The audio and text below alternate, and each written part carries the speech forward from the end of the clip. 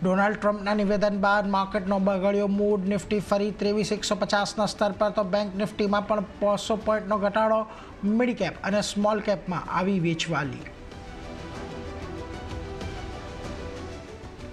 Pharma હેલ્થકેરની તબિયત લથડી. બંને ઇન્ડેક્સમાં 1%થી વધુનો ઘટાડો સાથે પીએસયુ બેંક અને ઓટોમાં પણ વેચવાલી સાથે આઈટી એફએમસીજીમાં મામૂલી ખરીદદારી.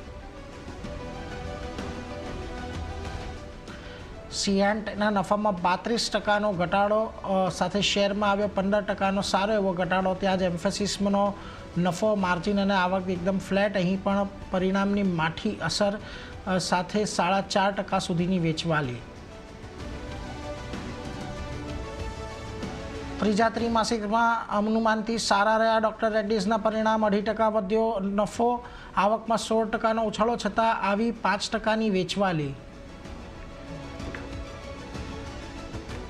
પાછલા ત્રિમાસિક મુજબ Q3માં HPCLના નફામાં આશરે 400%નો ઉછાળો. સારા પરિણામ બાદ સ્ટોકમાં 2%થી વધુની તેજી.